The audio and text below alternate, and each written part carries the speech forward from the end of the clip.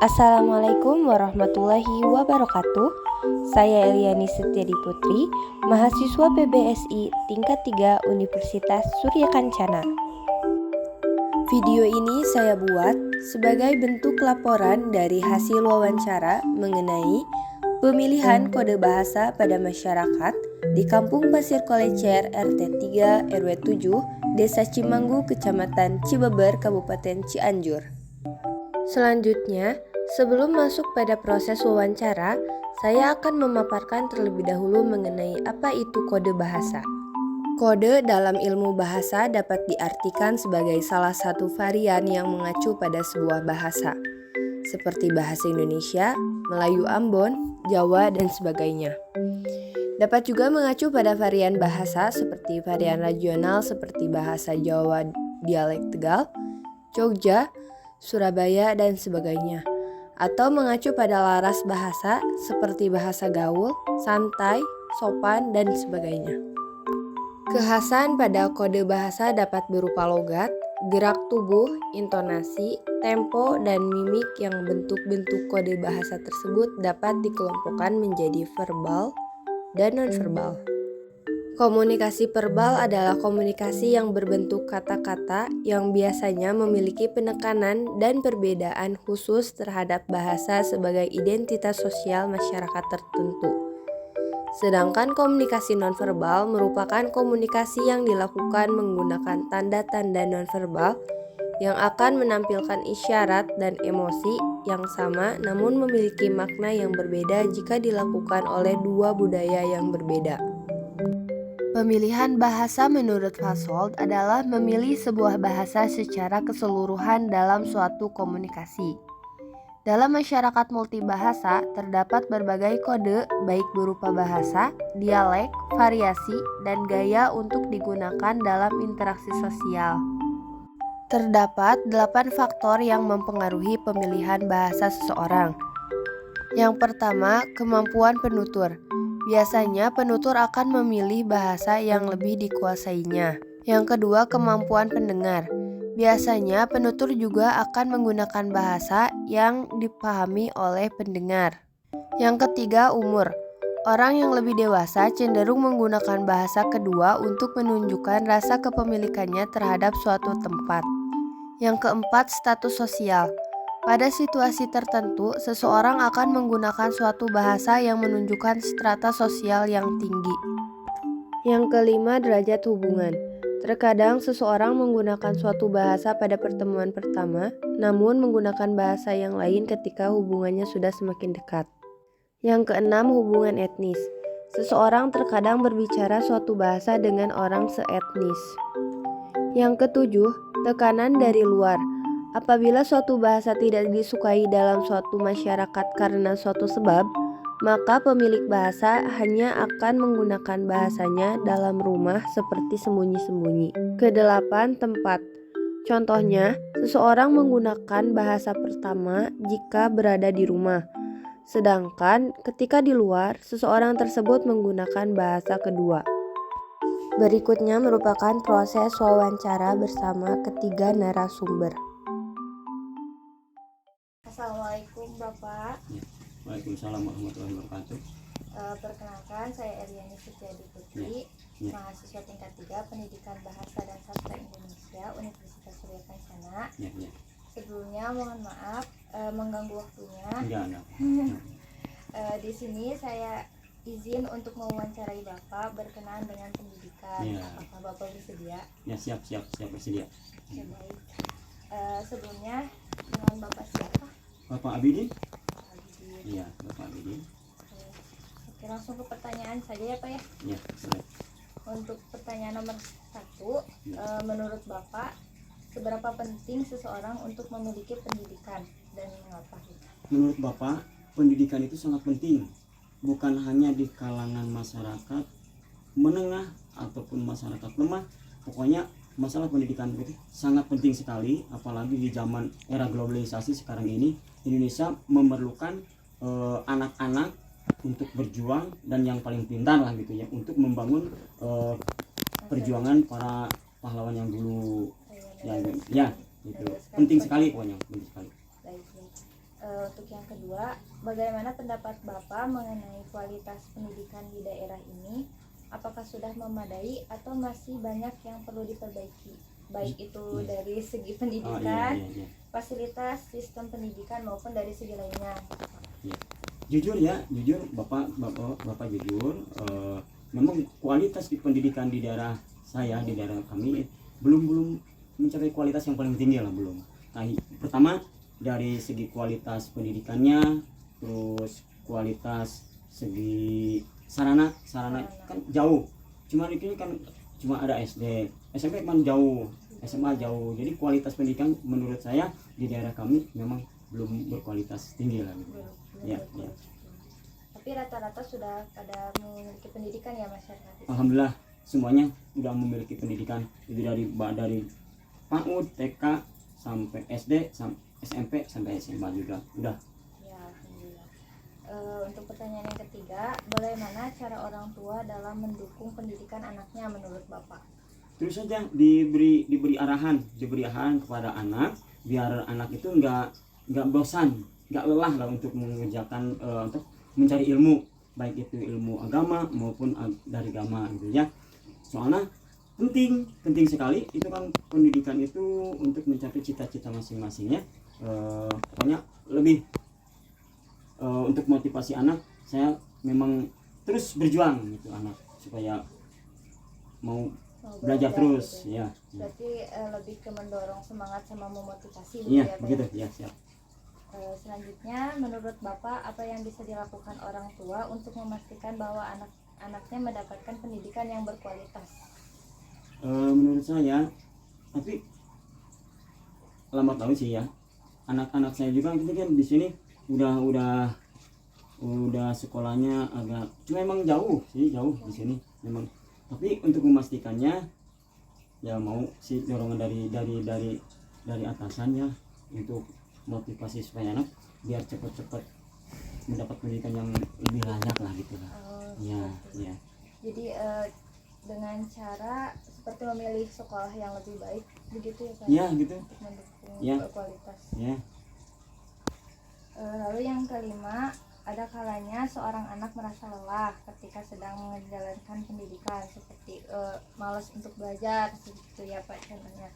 Lalu bagaimana cara Bapak memberikan motivasi kepada anak agar tetap semangat dalam mengejar pendidikannya? Memang ada kalanya anak-anak saya aja gitu ya. Anak Bapak juga di sini sering mengeluh lelah gitu. Pak, lelah ini belajar terus. Cuman Bapak sama Ibu di sini ya terus mendorong motivasi anak biar nggak lelah untuk belajar. Contohnya Bapak coba lihat. Ini kan Bapak jadi tukang kuli. Apa yang jadi alasan? Karena Bapak dulunya lelah. Nah sekarang Bapak ini merasa jadi menyesal. Jangan ditiru ini Bapak, jangan dicontoh, awas, jangan. Terus saja berjuang, gitu. Janganlah sampai lelah terus. Gitu. Jangan mikirin ini, yang penting belajar terus anak gitu. Berarti menjadikan pengalaman Bapak Ya. sebagai cerminan untuk anak gitu Ya, ya. gitu. Jangan Jangan sampai lelah. Oke. Menurut Bapak, seberapa penting seseorang untuk memiliki pendidikan? Ya, memang namanya pendidikan itu identik dengan pembelajaran ya. Pendidikan itu sangatlah penting bagi anak atau peserta didik, terutama untuk menyongsong masa depan yang lebih baik, karena dengan adanya pendidikan itu akan mempermudah bagaimana cara mengaplikasikan kehidupan secara tidak nyata, kehidupan yang nyata. Untuk itu pendidikan merupakan salah satu senjata yang paling ampuh untuk meningkatkan harkat derajat martabat manusia itu sendiri.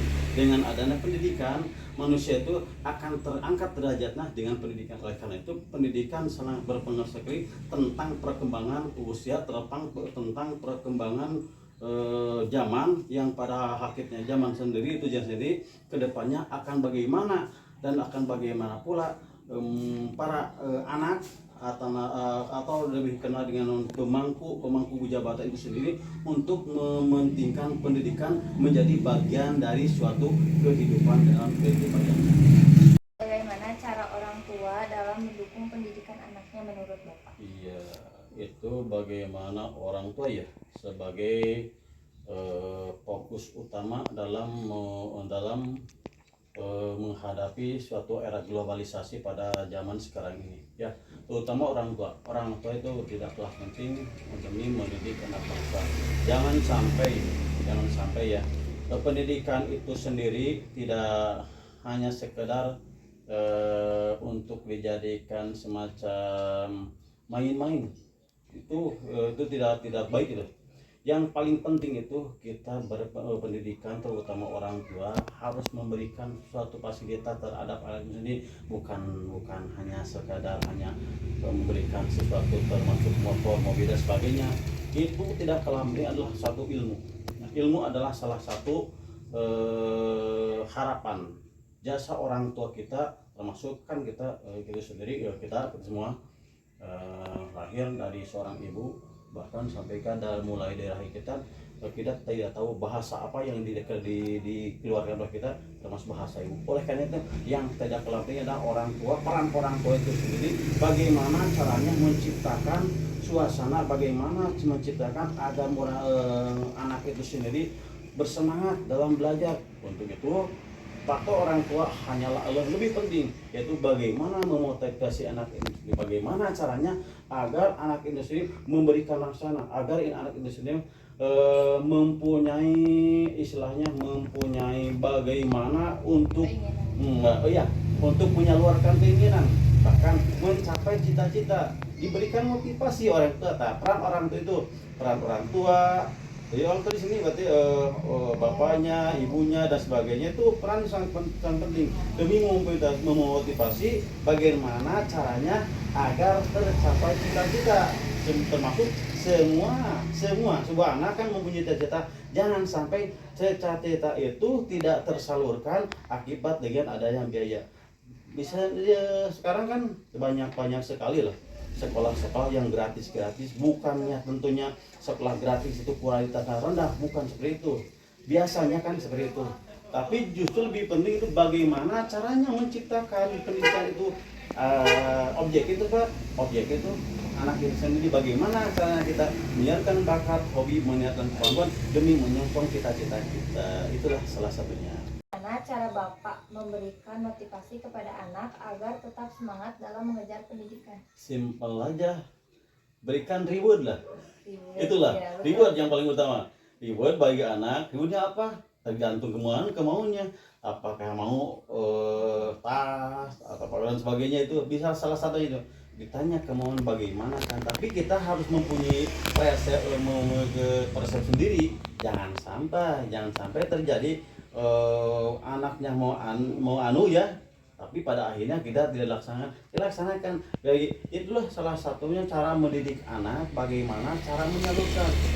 Tadi udah dikatakan anak kan maunya sekolahnya ke sana, misalkan ya, kemungkinan itu bisa terbebani ke sekolah tersebut, tapi tadinya itu peran orang tua itu maunya anak ke sana, sekolah sana, tapi orang tua harus ke sana sekolahnya. Termasuk itu kan bawaan orang tua. Jadi faktor penunjang itu peran orang tua sebagaimana. Itu salah satunya adalah bagaimana cara menyalurkan anak itu sendiri. Contohnya anak ada hobi di bidang tarik suara, bernyanyi, dimasukkan ke dalam sekolah ekskulnya bagaimana.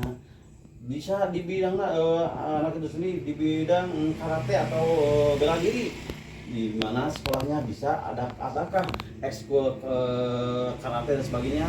Nah, bisa menyalurkan bakat minat.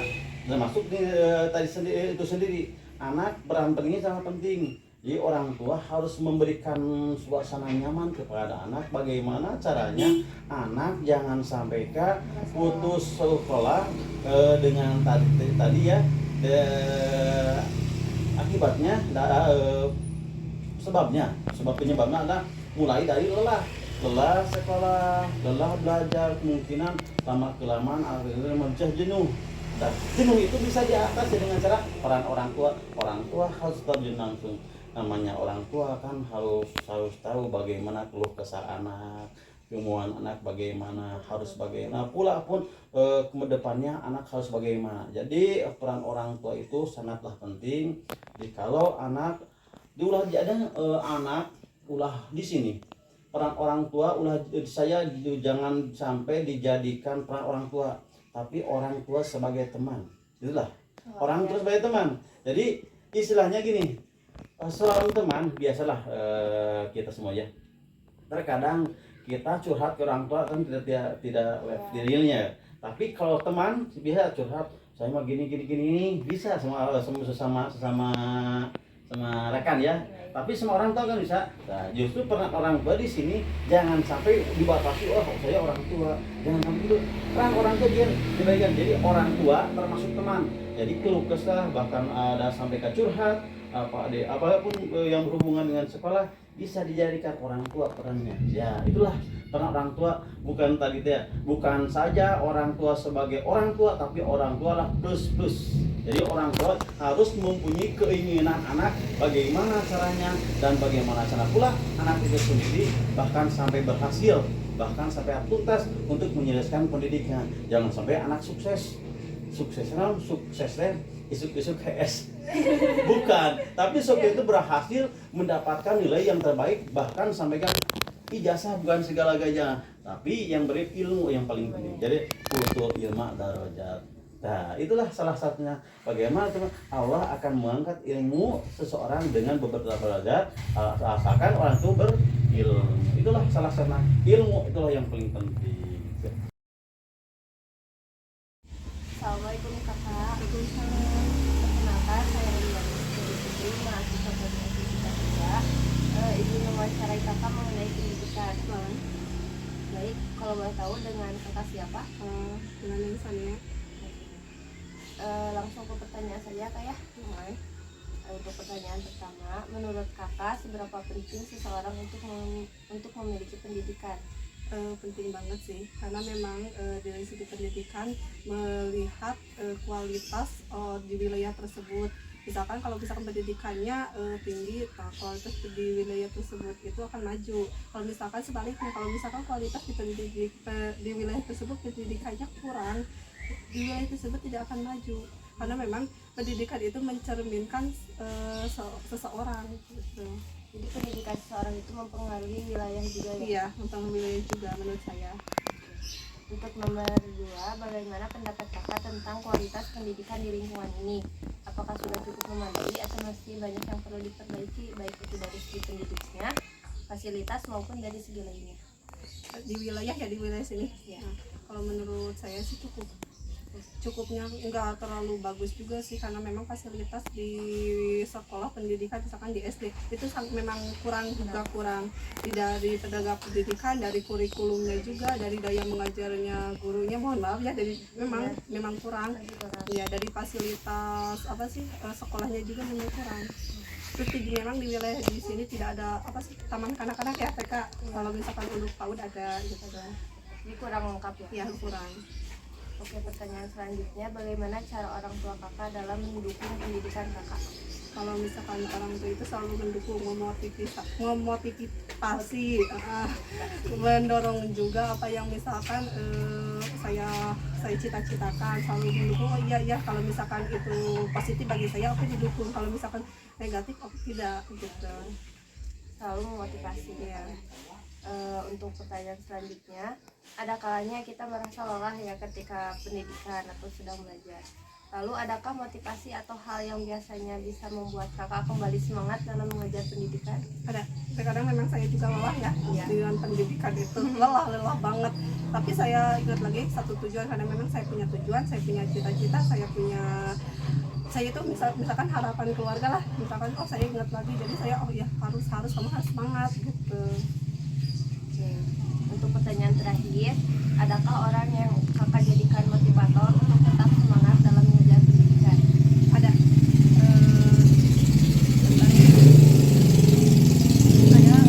Dosen saya, namanya Dr. Widya Sarya SMP. Nah, itu tuh salah motivator bagi saya. Karena beliau tuh seorang wanita karir juga, berpendidikan tinggi juga. Terus orangnya itu tak malah selalu memotivasi saya, selalu